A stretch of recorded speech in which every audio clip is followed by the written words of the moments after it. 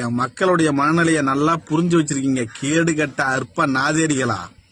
எதற்காக இந்த பதிவுன்னு பாத்தீங்கன்னா, நிறைய சாமியாருங்க திடீர்னு உருவாகிறாங்க. என்ன விஷயம்னே ஒன்னும் புரியல. மக்களுடைய மனநிலையை நல்லா புரிஞ்சு வச்சிருக்கிறாங்க. ஏதாவது ஒரு சக்தி நம்மளை காப்பாத்தாதா, ஏதாவது ஒரு சக்தி நம்மளுக்கு கை கொடுக்காதா அப்படின்னு சொல்லி பாதிக்கப்பட்ட மக்களுடைய மனநிலையை நல்லா புரிஞ்சு வச்சுக்கிட்டு, நான் இந்த சாமியார் அந்த சாமியார்னு சொல்லி வெளியில வேடிக்கை காட்டுற விதமா பல பேர் இங்க தெரிஞ்சிட்டு இருக்கிறானுவா. திடீர்னு பார்த்தா அன்னபூர்ணி அம்மாங்கிறாங்க, திடீர்னு பார்த்தா அகோரிங்கிறாங்க, நான் இதை பண்ணிடுவேன் அதை பண்ணிடுவேன் அப்படிங்கிறாங்க.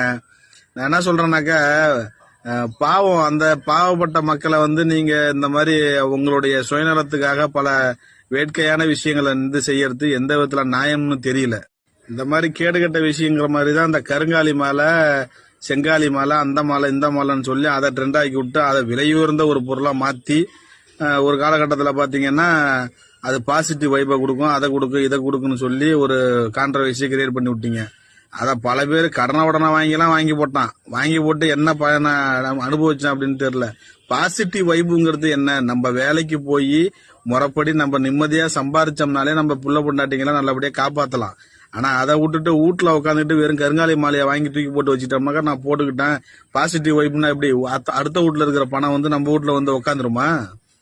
திருடனாய் பார்த்து திருந்தாவிட்டால் திருட்டை ஒழிக்க முடியாதுங்கிற மாதிரி ஒரு காலத்திலயும் திருடன் திருந்தவும் மாட்டான், நம்ம திருட்டை ஒழிக்கவும் முடியாது. அந்த திருட்டு மட்டும் கிடையாது, பல பேர் இங்க ஊழலுங்கிற பேர்லயும் பல விஷயங்களை பண்ணிட்டு இருக்கானுவான்.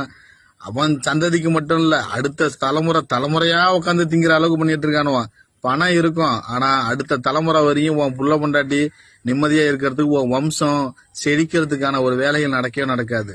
உன் ஜென்மம் முடிஞ்ச உடனே அடுத்த உன் தலைமுறையுடைய ஜென்மம் கண்டிப்பா அதுக்கான ஒரு விடை அவங்களுக்கு தான் கிடைக்கும், உனக்கு கிடைக்காது. நீ வாழ்ந்துட்டு போயிடுவ, நம்மளுக்கு என்னன்ட்டு. நாமெல்லாம் மனுஷ ஜென்மங்க தானே. யாரை ஏமாத்துறீங்க? யாரை ஏமாத்தி சம்பாரிச்சு இந்த மாதிரிலாம் நீங்க என்ன அப்படி பெருசா நீங்க வாழ்ந்து கிழிக்க போறீங்கன்னு ஒன்னும் புரியல. மனிதனை மதிங்க, மக்களுக்கு முடிஞ்ச அளவுக்கு உதவி செய்யுங்க. ஏன் காசு வாங்கிட்டு பண்ற அந்த கேடுகட்ட விஷயத்த காசு இல்லாம அவங்களுக்கு ஒரு நல்ல விஷயமா பண்ணலாம்ல.